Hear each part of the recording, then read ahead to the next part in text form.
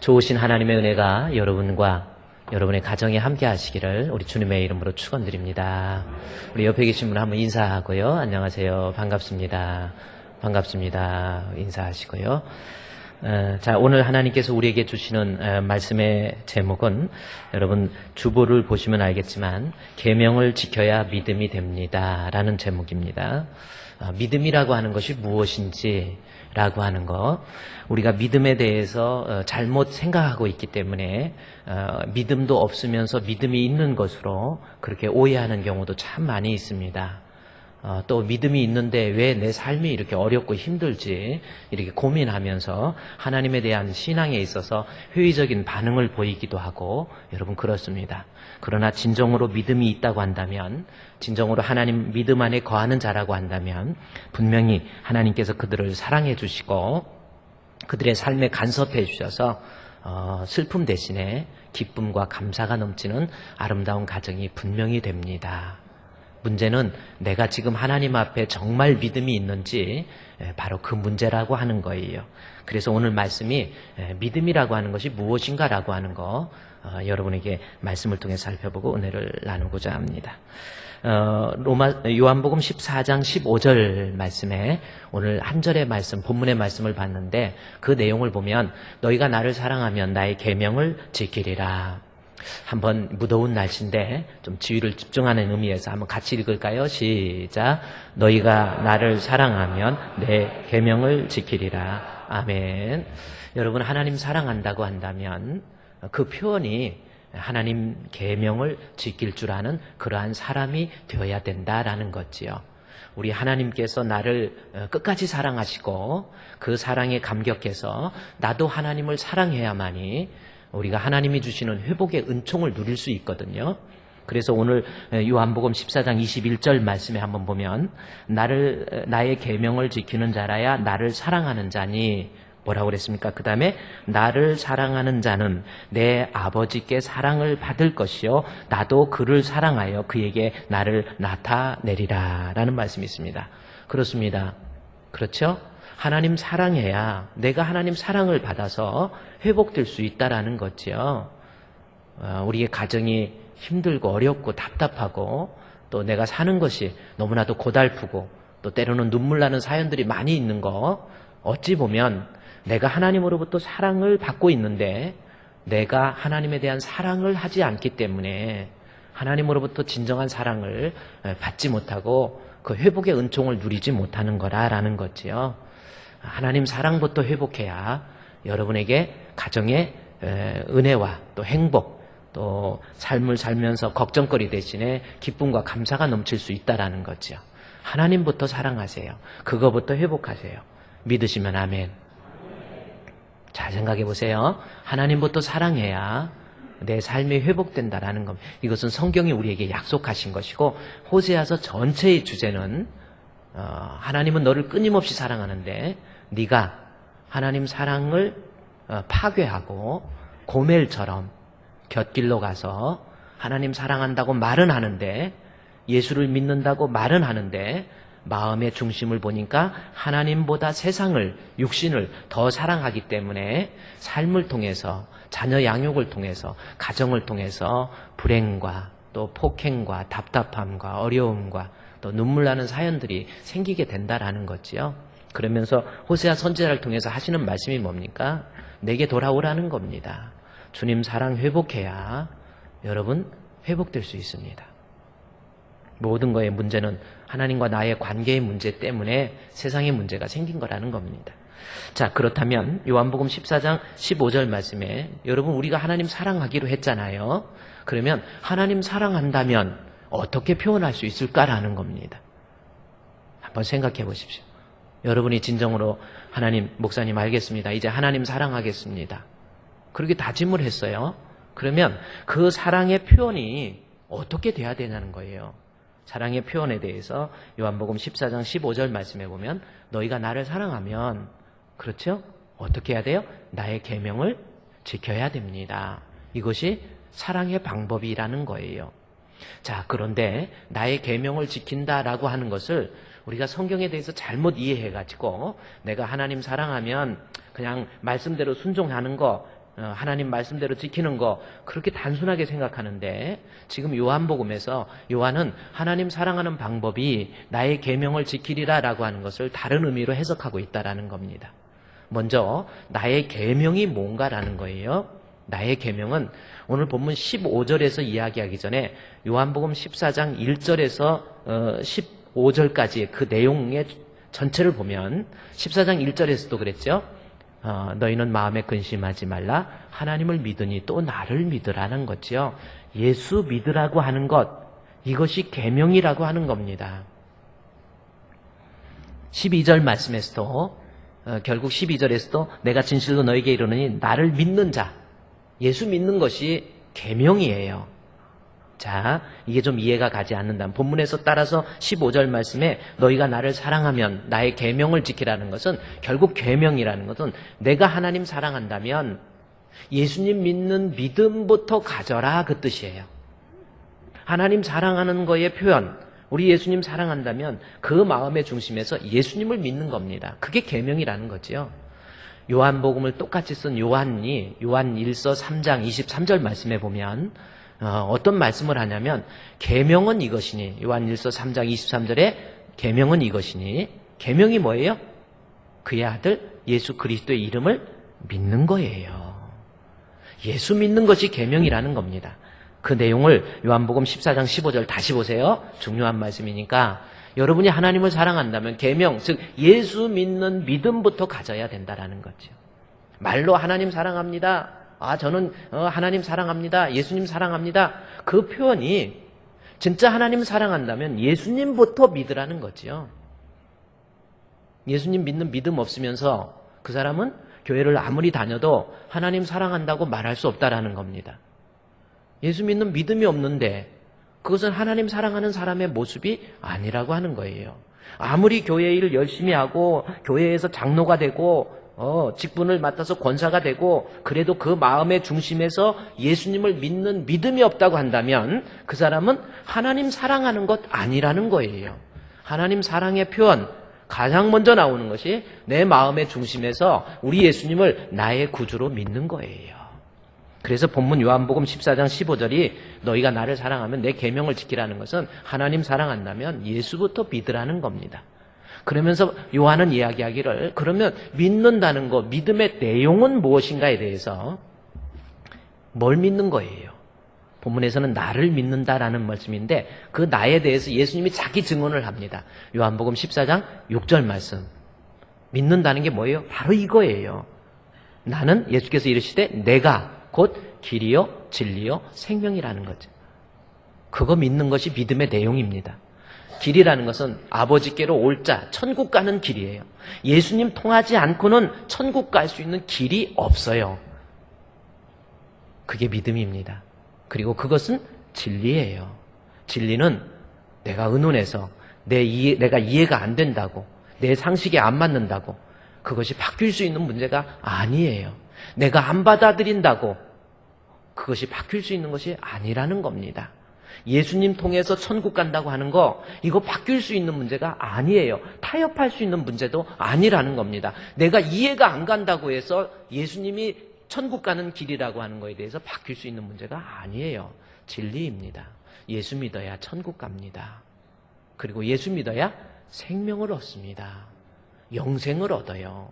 믿습니까? 예수 믿는 믿음이 없으면 영생도 얻지 못합니다. 여러분 죽을 때 잘 죽어야 돼요. 가만히 생각해 보세요. 내가 죽을 때 잘 죽어야 돼요. 언제 죽을지 모르는 것이 인생입니다. 하나님 앞에 우리가 호흡이 멈추고 또 심장이 멈출 때 우리의 마음의 중심에서 예수님이 나를 위해서 십자가에 못 박혀 죽으심으로 내가 예수를 믿음으로 그리스도와 연합함으로 영생을 얻는다라고 하는 확고한 믿음. 이것은요 바뀔 수도 없고 타협할 수 있는 문제가 아닙니다. 예수님 이외에는 방법이 없어요. 세상에서 사람이 태어나서 예수 안 믿으면 태어나지 않는 게 좋다니까요. 예수 안 믿으면 죽어버린다. 죽음은 지옥입니다. 사람으로 태어났으면 예수 믿어야만 돼요. 그것을 믿는 것이 믿음이에요. 이 사실을 믿습니까? 그렇다고 한다면 이것이 믿음의 내용인데 우리가 믿습니까? 해서 아멘 했지요. 그러면 믿음이 뭐냐는 거예요. 믿음의 내용은 예수님 좋습니다. 거기까지는 알았어요. 믿음의 결과는 영생. 그렇죠? 그러면 내가 예수를 믿는다. 아멘 했는데 믿는다고 하는 것이 뭐예요? 그것을 오늘 본문에서 요한이 우리에게 이야기하고 있다라는 겁니다. 문제는 우리가 지금까지 내가 교회를 다니면서 예수 믿는다 이렇게 말은 하는데 또 아멘 이렇게 말은 하는데 그런데 그 사람이 가지고 있는 믿음이 구원 얻는 믿음이 아닌 것이 문제입니다. 다시 말해서 자기 자신의 착각에 의해서 어떤 혼란스러움에 의해서 믿음이 아니면서 그것이 믿음인 줄을 알고 있다라는 거예요. 그게 문제라는 겁니다. 그러니까 무엇이 믿음인지를 알아야 돼요.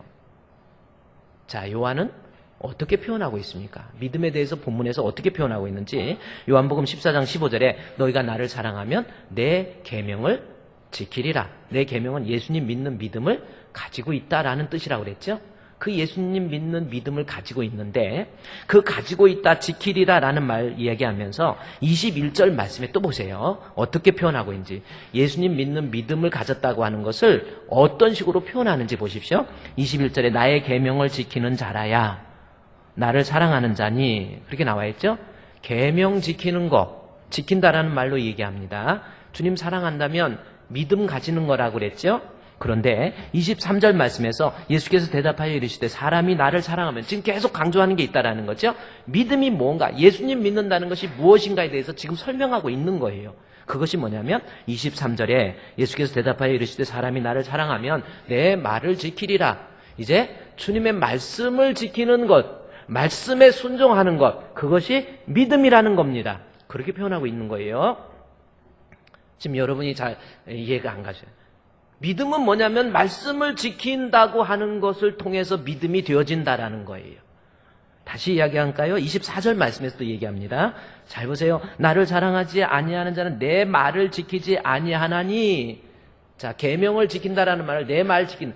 내가 믿음을 가졌다고 하면 반드시 그 사람의 믿음은 순종하는 하나님의 말씀을 어떻게든지 지키려고 하는 그 순종의 모습으로 나타날 때 그 사람의 믿음이 바로 믿음이다 그 뜻입니다. 조금 가면 이해가 가지 않아요. 그러니까 제가 여러분께 지금까지 말씀드리는 내용은 뭐냐면 참 믿음이라는 것은 자 구원을 얻는 참 믿음이라는 것은 믿음의 내용은 예수님이지만 내가 믿는다고 하는 것은 순종함으로 되어지는 거예요. 제가 다른 말을 하지 않습니다. 믿음은 순종함으로 되어지는 겁니다. 순종이 빠져버리면 믿음이 완성되지 않습니다. 믿음도 아닌 건데 믿음으로 가지고 있다라는 거예요. 그러니까 자신이 생각할 때 믿음 나는 믿음 믿습니까? 아멘 하는데 순종이 빠져 있다고 한다면 스스로 혼란 속에서 착각하고 있다라는 거예요. 믿음이 아니라는 겁니다. 믿음은 순종함으로 되어집니다. 순종함으로 나타나는 거예요. 믿음은 순종함으로 나타난다라는 겁니다. 자, 이 말씀이 조금 이해가 안 가면 이제 바울이 우리 교리 서신을 통해서 바울이 로마서 10장에서 어떻게 말하고 있는지 우리가 정확히 한번 성경을 해석해 보도록 하겠습니다. 자, 이제 로마서 10장으로 여러분이 성경을 가보세요. 한번 가보세요. 도대체 내가 하나님 앞에 믿음이라는 것이 있는지 정말 믿음이 뭔가라고 하는 것을 한번 살펴보자는 거예요. 자, 믿음이 무엇입니까? 제가 한번 우리 여러분에게 묻습니다. 믿음이 뭐예요? 자, 로마서 10장 1절부터 21절까지 기록되어 있는 내용이 로마서 10장에 있는 말씀입니다. 로마서 10장 1절에서 21절까지의 말씀은 상당히 중요한 내용을 우리에게 이야기해주고 있고요. 로마서 10장에서 바울이 말하고자 하는 신학적 의도는 지금까지 우리가 성경을 해석하고 있었던 그러한 의도와는 많이 빗나가 있다는 것을 우리가 알게 됩니다. 따라서 우리가 성경을 선이해라고 하는 게 있죠. 미리 성경을 어떻게 왜곡돼서 해석되고 그러한 모습으로 내가 성경의 지식을 가지고 있다고 한다면 앞으로 성경을 해석할 때 빨리 내려놔야 됩니다. 자, 로마서 10장에서 바울이 말하고자 하는 신학적 의도가 뭔가라고 하는 것을 한번 살펴보도록 하겠습니다. 자, 로마서 10장의 15절, 14절, 15절 말씀을 먼저 봐야 돼요. 로마서 10장 14절 15절 그런즉 그들이 믿지 아니한 일을 어찌 부르리요? 맞지요? 듣지도 못한 일을 어찌 믿으리요? 전파하는 자가 없이 어찌 들을 수 있겠습니까? 복음을 전하는 자가 없는데 어떻게 복음을 듣겠습니까? 보내심을 받지 아니하였으면 어찌 전파하리요? 기록된 바 아름답도다 좋은 소식을 전하는 자들의 발이여 함과 같으니라. 구약 성경의 말씀을 인용해서 지금 바울이 쓰고 있습니다. 이 말씀은 뭐예요? 복음을 전하는 거, 그렇죠? 하나님 말씀을 전해주는 거, 그거야말로 너무나도 아름답다라고 하는 것, 그것을 이 본문을 통해서 우리에게 이야기해주고 있어요. 하나의 노래로서 너무나도 아름다운 발, 어떤 발이에요? 복음을 전하는 자의 발이라고 하는 겁니다. 옛날에 우리 어렸을 때는 발이 조그만해야, 여자들 발이 작아야 아름답다. 중국에 가면 어느 그 고을에 가면요, 신발이 아주 조그만합니다. 그래서 거기에 발이 더 이상 크지 않아야, 발이 조그만해야 아름답다. 그렇게 하여튼 인간의 문화가 잘못되면 참 그렇습니다. 근데 여자들이 발이 크면은 도둑눈 발이라고 그래가지고 좀 이러기도 했는데, 여러분은 발이 큰 게 낫지 않아요? 아무래도 균형 잡히게 발이 크면 얼마나 좋겠어요. 그냥 이게 얼마나 다니기 좋겠어요. 근데 정말 아름다운 발은 바울이 이야기합니다. 본문의 구약 성경의 말씀을 통해서 복음을 전하는 자, 이사야서에 나와 있는 말씀, 또 요엘서에 나와 있는 말씀을 통해서 복음을 전하는 자의 발이 참 아름답다. 그렇게 이야기하고 있습니다. 맞는 말이지요. 또 하나 이야기합니다. 바울은 그 다음에 17절 말씀에 또 중요한 이야기를 또 합니다. 그러므로 믿음은 들음에서 나며 들음은 그리스도의 말씀으로 말미암느니라. 자, 믿음은 하나님 말씀 들으면 믿음이 생깁니다. 근데 이 말씀은 두 가지 함축적인 의미가 있어요. 말씀을 들어야 믿음이 생긴다는 거 하나하고, 듣는다고 하는 것, 요걸 강조하는 거 하나이고, 말씀을 통해서 생긴 믿음이 구원 얻는 믿음이다라고 하는 것을 이야기하고 있습니다. 인간에게는 누구에게나 종교심이 있어요. 그렇죠? 물 떠놓고 비는 분들, 거기도 믿음이 있습니다. 그러나 하나님 말씀을 통해서 생긴 믿음이 아니면 구원을 얻지 못합니다. 인간에게는 종교심이, 찬양을 뜨겁게 한다. 막 울면서 불 속에라도 들어가서 하고 막 눈물을 막 흘려요. 과연 그런 사람이 구원 얻는 믿음이냐? 일 수도 있고 아닐 수도 있다라는 겁니다. 노래가 좋아서, 찬양이 좋아서 혼자의 스스로의 엑스터시에 빠져서 막 찬양을 부르는데 거기에서 생긴 느낌이 구원 얻는 믿음이라고 착각하지 말라라는 겁니다. 맞을 수도 있다는 거죠. 그런데 틀릴 수도 있다는 거예요. 문제는 내 마음속에 뜨거운 은혜가 하나님 말씀을 듣다가 하나님 말씀을 통해서 이거구나. 거기에서 생긴 믿음이 구원 얻는 믿음이에요. 여러분은 어때요? 그래서 교회를 잘 만나야 되고, 성경 해석을 왜곡해서 해석한 거, 거기에서 생기는 어떤 인간의 종교심을 자극해서 생기게 되는 그러한 믿음은 믿음이라고, 구원 얻는 믿음이라고 말할 수 없다라는 거죠. 믿음은 하나님 말씀을 통해서 믿음이 생기고, 또 그 말씀을 자꾸 접하게 되면 믿음이 생긴다. 맞는 말이죠. 제가 어떤 분한테 이런 소리를 들었어요. 아프가니스탄 아십니까? 철저한 이슬람 국가입니다. 그곳에 선교하기 위해서, 여자분인데 선교하기 위해서 가서 이제 선교 훈련을 좀 받고 뭐하고 하는데, 아프가니스탄 언어를 좀 가르쳐주는 언어 선생님이 있었는데, 그분이 아프가니스탄 사람이에요. 그런데 같이 이렇게 하다가 보니까, 교제하다 보니까 서로 너무너무 친해지고 가까워진 거예요. 그래서 이 사람한테 전도해야 되겠다, 예수 믿으라고 말해야 되겠다, 이렇게 생각하고 예수 믿으라고 이렇게 생각하고, 그런데 그 나라에서 예수님 전하는 거, 복음 전하면 추방이든지 생명의 위협을 받는 나라가 아프가니스탄이에요. 근데 너무나도 친해져가지고 이제 이야기를 하다가 예수 믿으세요. 그랬더니 그렇게 친했던 사람이 갑자기 인상을 싹 바꾸더니, 나한테 그런 얘기 하려면 앞으로 나를 만나지 말라고 다 끊어버리는 거예요. 그래서 이 사람한테는 전도하는 게 안 되나 보다. 그리고 더 이상 예수 믿으라는 말을 못하고 같이 교제하고 언어 배우고 이러다가 어느 날 언어를 배우기 위해서 그 선생님이 집으로 왔는데 좀 일찍 와가지고 책상에서 큐티를 하고 있는데 왔더래요. 그래서 큐티하다 아이고 오셨냐고 그래서 잠깐 앉아 계시라고 그러면서 차를 준비하고 있는데 그 사람이 그 탁자에 앉아 있으면서 큐티하면서 쓴 글을 본 거예요. 이렇게 보더니 이거 당신 말이냐? 이게 뭐냐? 그거 내 말 아니다. 말씀이 너무 좋다고. 이거 어떤 말이냐? 그러면 그거는 신약 성경이에요. 예수님에 대한 말씀이에요. 그랬더니 그러냐고. 나 몰랐다고. 그러면서 나도 같이 큐티하자고. 이분이 변한 거예요. 그래서 같이 큐티를 합니다. 매일매일 하나님 말씀을 접하고 큐티를 하다가 한 4개월, 5개월 큐티를 하고 있었는데 아프가니스탄 사태가 터져가지고 한국 사람들이 고국으로 다 한국으로 돌아오게 되는 귀환 조치가 돼가지고 한국으로 돌아와 버린 거예요. 그리고 나서 한 1년이 지나고 난 다음에 그분하고 연락이 되어서 연락을 했어요. 그랬더니 그분이 하는 말, 안녕하세요. 잘 계셨습니까? 그러더니 나도 자매님과 같이 예수 믿는 사람 됐어요. 나 예수 믿는 사람 됐어요. 그러는 거예요. 예수 믿으면 생명의 위협을 느끼는 나라인데 나 예수 믿는 사람 됐다라는 거예요. 하나님 말씀을 들으니까 하나님 말씀을 접하면 믿음은 들음에서 나는 거예요. 그래서 말씀을 들어서 그 사람이 예수 믿게 됐다라는 겁니다. 그런데 지금 바울이 본문에서 믿음은 들음에서 난다라는 것을 통해서 말씀을 듣는 것을 중요하게 여기면서 바울이 이야기합니다. 14절 말씀 볼까요? 로마서 10장 14절에 그런즉 믿음이 그들이 믿지 아니하는 일을 어찌 부르리요? 듣지도 못한 일을 어찌 믿으리요? 전파하는 자가 없이 어찌 들으리요? 보내심을 받지 아니하였으면 어찌 전파하리요? 라는 말씀. 전도를 통해서 복음을 전하는 것이 얼마나 중요한가라고 하는 것을 이 본문을 통해서 우리에게 설명해 주고 있는 내용입니다.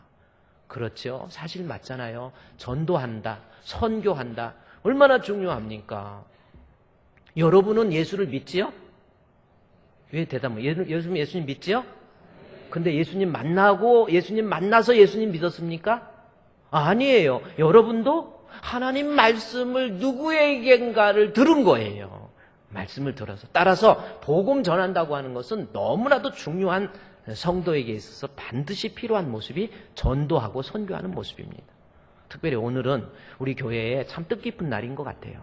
우리 무더운 여름철 청년들 휴가를 맞이해서 우리 청년들한테 선교에 대한 비전을 심어주기 위해서 오늘은 이따 오후 예배 우리 선교 파송 예배를 드리고 우리 장로님들 올라와서 안수 기도해서 아이들을 우리 태국으로 보냅니다. 태국에 우리 홍성원 선교사님이 계시는데 우리가 기도하고 후원하는 그 교회인데 그 선교사님이 있는 그곳에서는 그 사람들이 내가 태국 사람인지 라오스 사람인지 캄보디아 사람인지를 모른대요. 그 국경에 있어가지고 내가 어디 나라 사람이지 그걸 모른다라는 겁니다. 근데 그들에게 아이들이 가서 여름에 그 무더운 지금 우길에서요 엄청 덥습니다. 그 산에 올라가가지고 복음을 아이들한테 여름 성경학교도 하고 아이들한테 예수 그리스도의 복음을 전한다고 하는 거 정말 힘든 거예요. 아마 좀 나이 드신 분들은 쫓아가지도 못합니다. 막 저처럼 몸이 좀 약한 사람은 올라가다가 그냥 못 올라갈 것 같아요. 그런데 청년들 보내요. 얼마나 귀한. 이따 오후 예배 여러분 선교 파송 예배 할 때 같이 참석해서 같이 기도해서 보내세요. 선교가 너무 귀한 거라는 겁니다.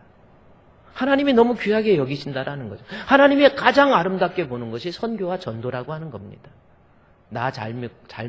예수 잘 믿고 잘 먹고 잘 살으라고 나로 하여금 예수 믿게 하신 것이 아니에요. 선교하는 거예요.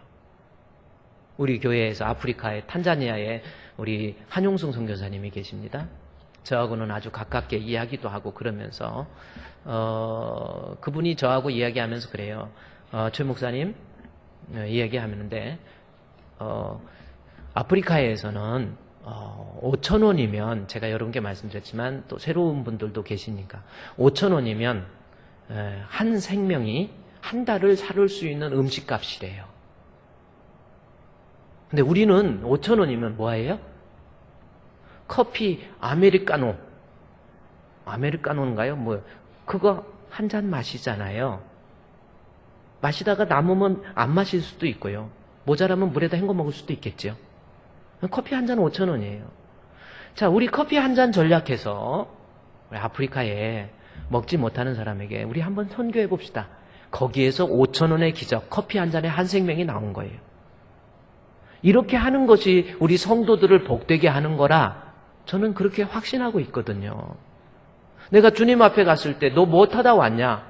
그래, 좋은 집 살고 좋은 차 타고 누리면서 그러게 왔다, 이게 아니라 주님, 나로 하여금 예수 믿게 해주신 은혜에 감격해서 나도 주변에 선교하고 전도했습니다. 그것을 할 수 있도록 만드는 목사가 건강한 목사이고 좋은 목사가 아닌가, 저는 그렇게 생각을 해요. 선교가 얼마나 중요한데요. 여러분, 5,000원의 기적 헌금 5구자 넘기지 말라고 그러잖아요. 25,000원 넘기지 말고. 그랬더니 우리 성도들이 수백만 원의 헌금을 합니다. 그거 모아서 우리가 선교지에 선교를 하고 있는 거죠. 잘 살게 만드는 거, 이것이 선교거든요. 하나님 앞에 복된 모습이에요. 자, 바울이 본문에서 2가지, 성도가 살아가면서 중요한 것 2가지를 이야기한다고 그랬죠? 하나는 하나님 말씀을 열심으로 들어라, 이거 하나 하고, 그 다음에 하나님 말씀 빠지지 말고 예배 출석 참석해서 하나님 말씀을 들으세요, 요거 하고, 그 다음에 열심으로 이 세상 사는 동안에 선교하고 전도하고 거기에 비전을 가져라라고 하는 것, 이 2가지 성도들에게 있어 신앙생활하면서 아주 중요한 덕목입니다. 이 2가지를 로마서 10장에서 이야기하고 있잖아요. 그래서 많은 목사님들이 이 2가지를 설명을 합니다. 여러분 열심으로 전도하십시오. 그러면 성도들 아멘 해요. 그리고 여러분 열심히 하나님 말씀을 집중해서 예배 시간에 지각하지 말고, 그렇게 지각하지 말라고 그러는데 왜 지각했습니까? 하면서 막 말씀 들으라고 그러면 2가지 이야기합니다. 그런데 로마서 10장을 자세히 읽어보면 바울이 말하고자 하는 신학적 의도는, 바울이 말하고자 하는 메시지의 무게는 전도와 말씀 듣는 것이 아니에요. 우리가 지금까지 이 본문을 잘못 해석하고 있다라는 겁니다. 전도 열심히 해라, 그거 아름다운 거다. 말씀 열심히 들어라, 그래야 믿음이 생긴다. 그걸 말하려고 하는 것이 로마서 10장의 바울의 핵심이 아니라는 거죠. 바울이 로마서 10장에서 말하고자 하는 의도는 뭔지 아십니까? 어디에 무게중심이 있는 줄 아십니까? 그것은 2가지 중요한 것 맞지만은 바울이 말하고자 하는 것은 그 2가지가 아닙니다. 바로 로마서 10장 1절에 나와 있어요. 뭔지 아십니까? 10절에 1절에서 먼저 말하고 이것을 지금 말하려고 하는 거지, 전도와 말씀 듣는 거 말하려고 하는 것이 아니라는 겁니다. 문제는 10장 1절에 볼까요? 10장 1절에 형제들아, 내 마음에 원하는 바와 하나님께 구하는 바는 이스라엘을, 로마서 10장 1절에 이스라엘을 위함이니, 그렇게 기록되어 있어요. 여기 로마서 10장 1절에서 이스라엘을 위한, 즉 본문에서 바울이 말하고자 하는 것은 자기 동족 이스라엘, 유대인들을 위해서 이 본문을 지금 쓰고 있다라는 겁니다. 그래서 중심은 유대인이에요. 로마서 10장 1절의 중심은 유대인이라는 겁니다. 그래서 내 마음에 원하는 바는, 하나님께 구하는 바는 이스라엘, 즉 중심은 내 동족 이스라엘이라는 겁니다. 그러면서 바울이 이야기해요. 자, 믿음은 들음에서 난다는데 내 동족 이스라엘이 하나님 말씀 안 들었냐? 그렇게 질문을 합니다. 그것이 로마서 10장 18절 말씀이에요. 자세히 보세요. 여기서부터 중요한 겁니다. 그러나 내가 말하노니, 자, 말하노니 그들이 유대인들입니다. 그들이 듣지 아니하였느냐? 하나님 말씀 안 들었느냐? 아니라는 겁니다. 뭐라고 얘기합니까? 그렇지 아니하니. 하나님 말씀 들었다라는 거예요. 유대인만큼 어느 정도 들었냐면 그 다음에 이야기하죠. 듣지 아니하느냐? 그렇지 않다. 그리고 그 다음에 그 소리가 온 땅에 퍼졌다라는 겁니다. 이스라엘 땅 구석구석에 하나님 말씀을 듣지 못한 자들이 하나도 없다라는 거죠.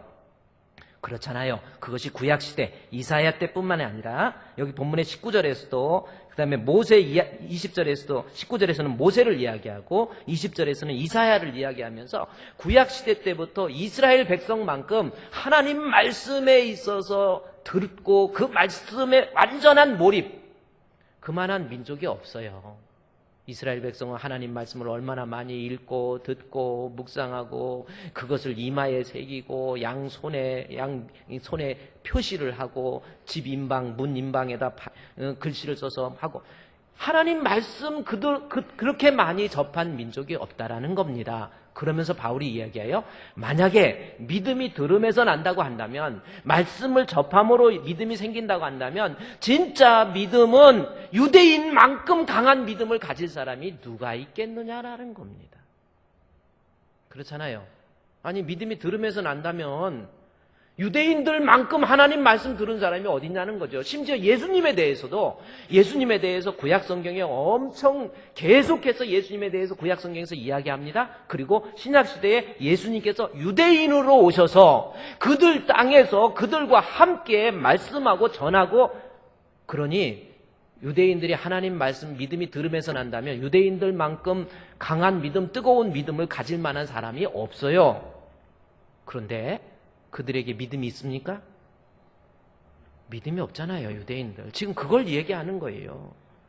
믿음이 들음에서 난다고 한다면 유대인들은 하나님 말씀을 누구보다도 많이 들었기 때문에 믿음이 있어야 되는데 왜 유대인들은 믿음이 없느냐?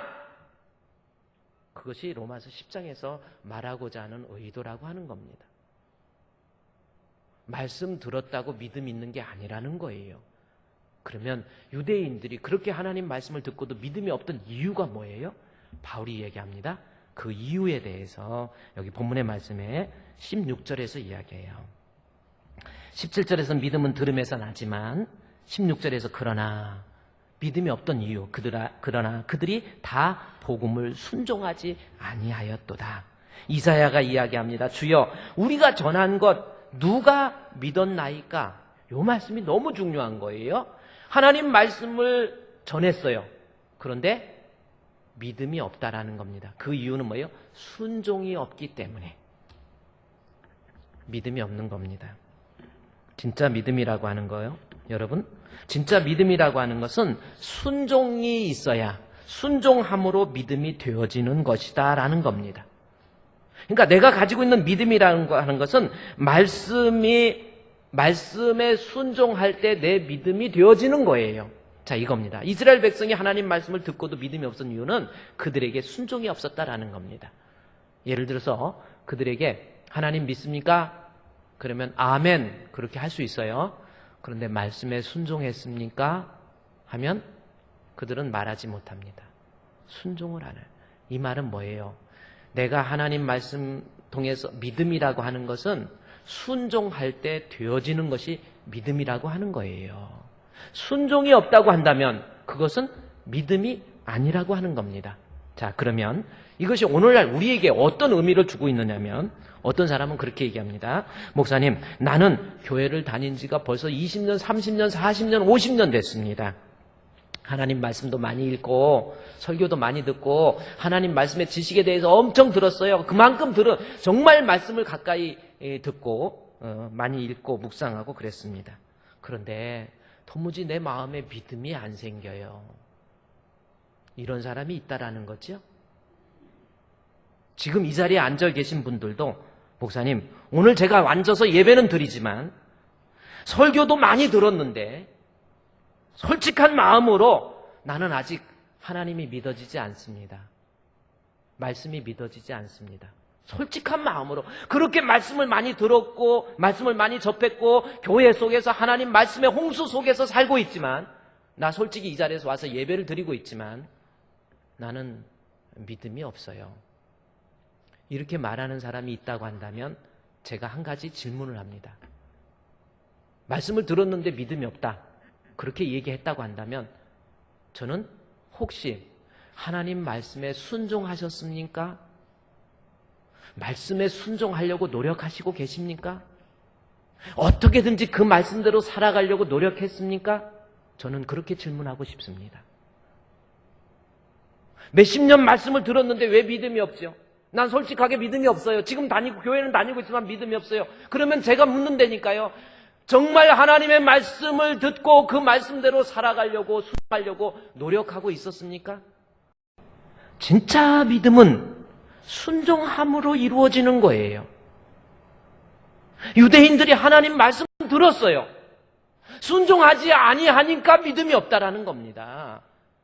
진짜 믿음은 내가 예수를 믿는 믿음이 있다고 한다면 우리 주님이 주신 말씀, 이것이 힘들어도 어려워도 내가 좀 손해를 봐도 내가 모든 것을 다 잃어버려도 내가 믿음이라고 한다면, 주님이 주신 말씀이라고 한다면 그 말씀대로 순종하는 것, 이것이 믿음이라고 하는 겁니다. 그러면서 순종함으로 그 믿음이 온전해진다. 야고보서 2장 22절 말씀에 보면 그 말씀이 나와요. 믿음이라고 하는 것은 순종함으로, 그랬죠? 내가 보거니와 믿음 보세요. 여러분 지금 믿음 착각하지 마세요. 내가 예수님 믿는다고 한다면 믿음은 행하는 것, 순종과 함께 일하는 거고, 행함으로 믿음이 온전하게 완성되어지는 것이지 말로만 주여 주여 천국 가는 거 아니잖아요. 내 아버지 하나님의 뜻이라고 한다면 내가 힘들어도 어려워도 재산적 손해를 보고 몸이 피곤하고 내 모든 것을 다 잃어버린다 할지라도, 내 자존심이 땅에 문드러진다 할지라도 진짜 믿음이라고 한다면 그것을 감당하면서 순종하는 것, 그것이 믿음이에요. 믿음은 순종함으로 되어지는 겁니다. 예를 들어서 아브라함을 무슨 조상이라고 그래요? 믿음의 조상 아브라함 그럽니다. 그러면 아브라함을 믿음의 조상이라고 그러는데 아브라함이 어떤 인물인가? 믿음의 조상이라고 하면서 성경에서는 뭐로 생각하냐면 창세기 12장 1절 말씀에서 보면은 어떤 말씀이냐면 믿음의 조상, 다른 걸로 표현을 안 해요. 믿음의 조상의 의미를 이야기하면서 여호와께서 아브라함에게 이르시되 너는 너의 고향과 친척과 아비의 집을 떠나 내가 내게 보여줄 땅으로 가라, 그렇게 얘기합니다. 이게 믿음의 조상이라는, 그러니까 믿음은 결국은 뭐예요? 내가 하나님 주시는 말씀, 본토, 친척, 아비의 집을 떠나라. 여러분 생각해요. 족장시대에 갑자기 뜬금도 없이 어디로 갈지도 모르는데 너 집 떠나라는 거죠. 집 다 놓고 아버지 다 놓고 아버지도 떠나고 집도 떠나고 다 떠나라는 겁니다.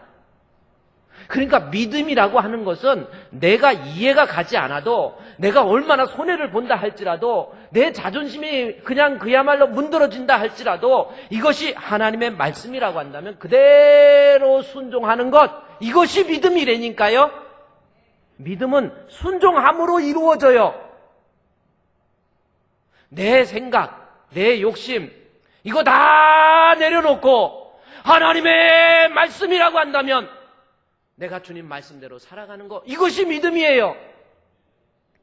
다시 창세기 22장에 보면 아브라함에 대해서 이야기를 합니다. 믿음의 조상이라고 그러면서 창세기 22장 1절부터는 뭘 얘기하냐면 하나님께서 그 이후에 아브라함에게 사랑하면서 이야기합니다. 아브라함에게 이르시되, 시험해서 뭐라고 그러냐면 2절에 가보면은 내 독자, 그 후에 하나님께서 여호와께서 이르시되 내 아이, 내 사랑하는 독자, 하나밖에 없는 아들 이삭이에요. 이 이삭은 100세에 얻은 아들입니다. 100세에 얻은 아들 얼마나 귀합니까? 어떤 분이 결혼을 좀 늦게 해가지고 46세 아이를 갖게 됐어요. 임신을 했어요. 얼마나 좋아하는지, 막 임신했다고 너무 좋아가지고, 40세에 임신해, 40대 중반에 임신했다고 너무 좋아해가지고, 물론 너무 좋아가지고 폴짝폴짝 뛰다가 애가 떨어졌다는 그런 전설이 있어요. 40세에 임신을 했어. 근데 아브라함은 100세에 아이를 낳습니다. 아들 이쁘겠어요? 안 이쁘겠어요?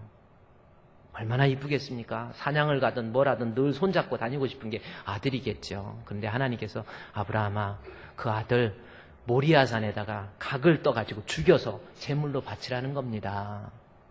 아브라함을 믿음의 조상이라고 그러는데 믿음이 뭡니까? 하나님, 이게 무슨 말씀이세요? 어떻게 내 아들을 바칩니까? 그것도 독자, 이삭인데 100세에 얻은 아들을 어떻게 바칩니까? 그렇게 할 수도 있잖아요.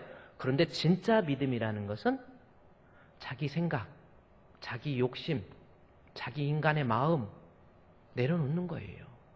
주님의 말씀이라고 한다면 아브라함이 그다음에 아침에 일찍 그 다음 절에 보면은 아브라함이 독자 이삭을 드리려니까 아니 조금만 기다리세요. 알았어요. 드릴게요. 이러지도 않습니다. 아브라함이 아침에 일찍 일어나 안장을 지우고 두 종과 함께 쪼갠 나무를 가지고 모리아산에 가서 제사를 지냅니다.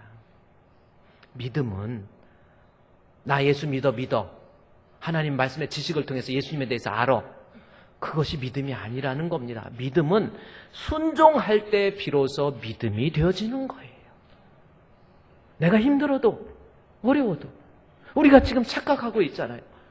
말로는 나더러 주여 주여 합니다. 나 예수님 믿습니다. 내가 이만큼 믿음이 있습니다. 그런데 정말 주님의 말씀대로 살아가고 있습니까?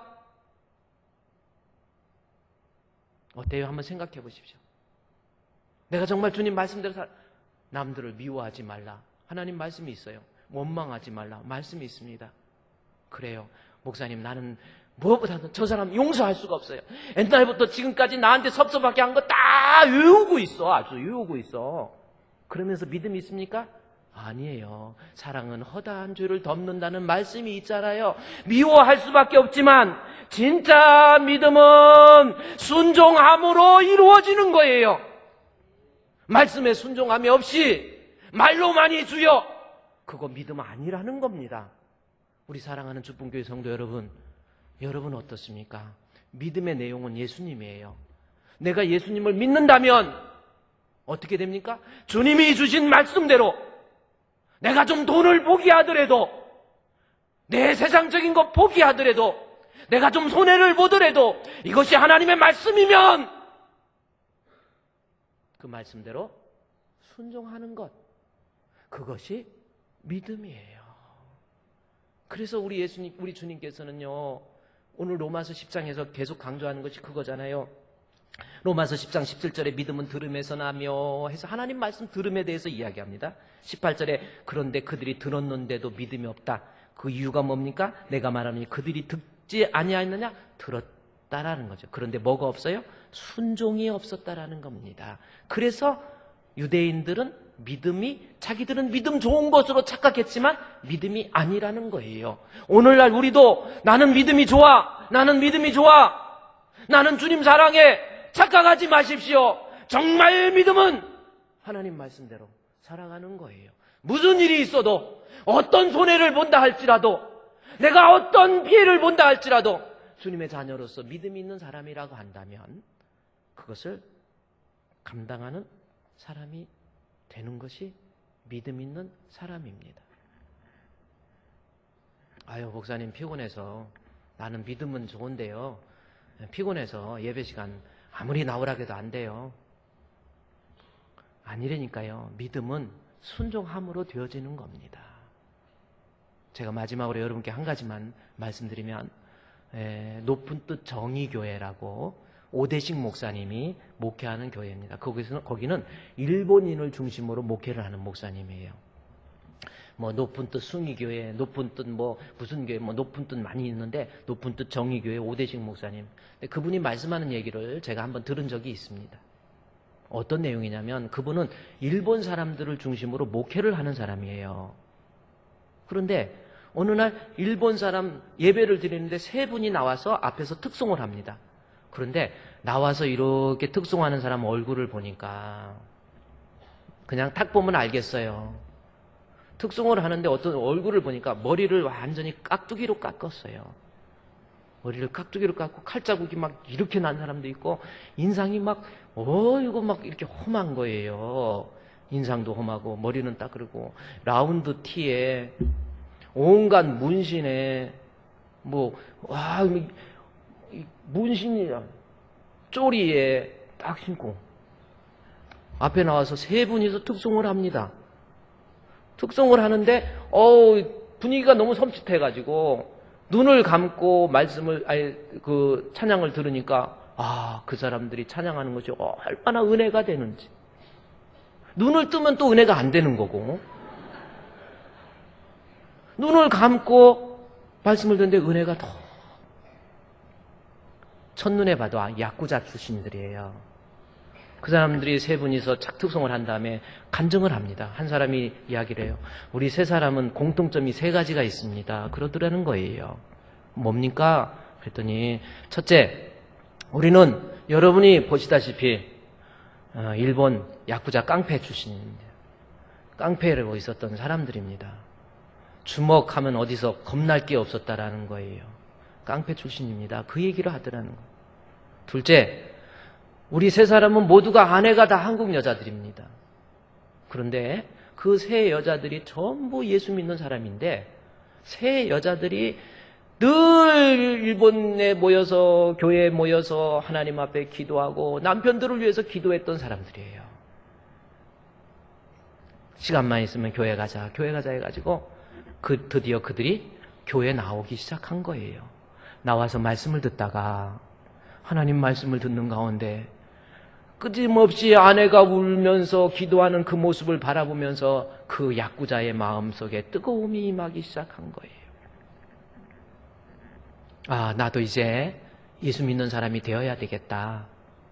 세 사람이 약속을 하고 야쿠자 조직에 간 거예요. 그런데 여기 야쿠자 출신 있으면 손 한번 들어보세요. 야쿠자에서 탈퇴할 때 실제로 그런데요. 야쿠자에서 탈퇴하겠다 그러면요.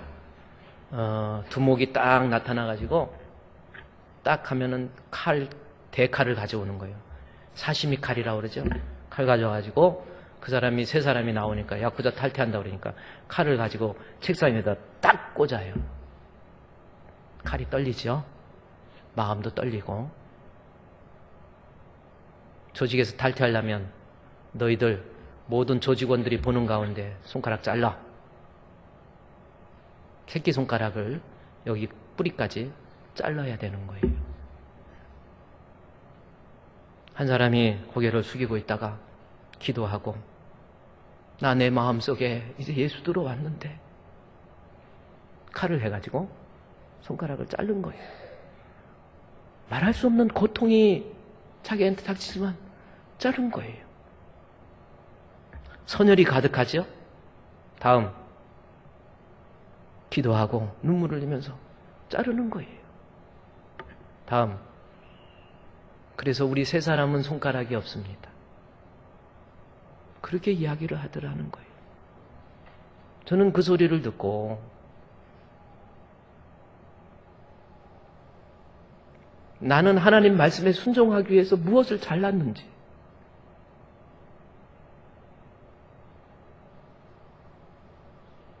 좋은 목사 되기 위해서 내가 뭘 잘랐는지 제가 여러분에게 묻습니다. 정말 주님을 믿는 사람으로서 무엇을 잘랐습니까?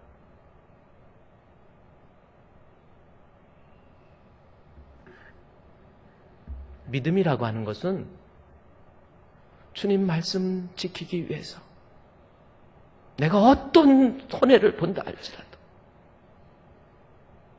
더 이상의 모습 바라보지 아니하고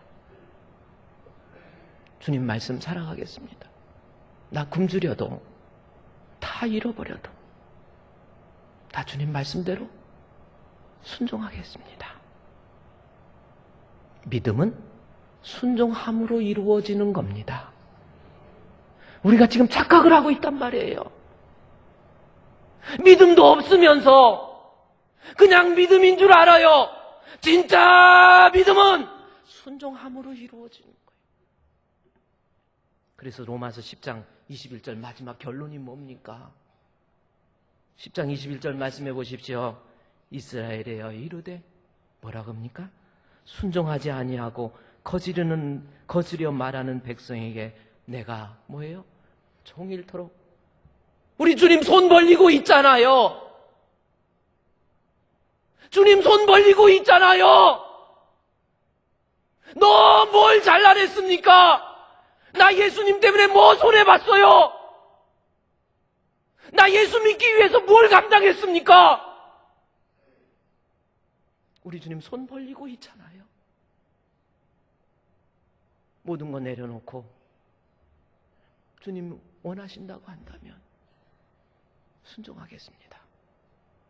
이것이 믿음입니다. 우리 다 같이 하나님 앞에 기도해요.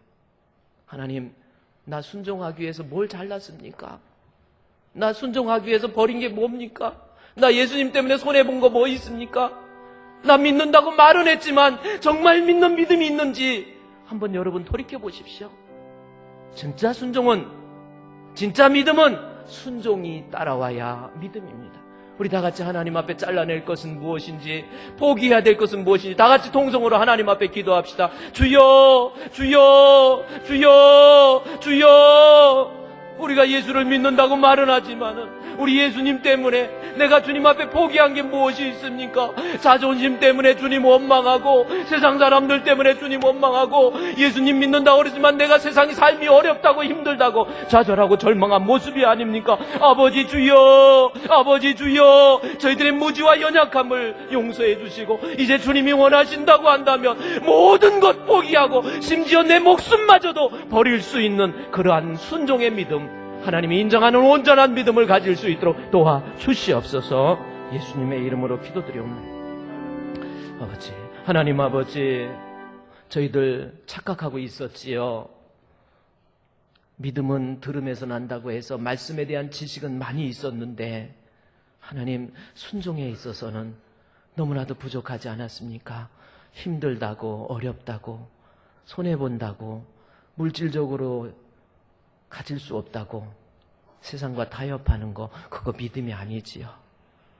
잘라낼 것 잘라낼 수 있는 용기 주시고, 이제 주님 뜻이라고 한다면, 이것이 하나님의 말씀이라고 한다면 그물도 버려두고 부모도 포기하고 모든 것 다 내려놓고 따랐던 제자의 삶이 되어질 수 있도록 도와주시옵소서. 예수님의 이름으로 기도드리옵나이다. 아멘.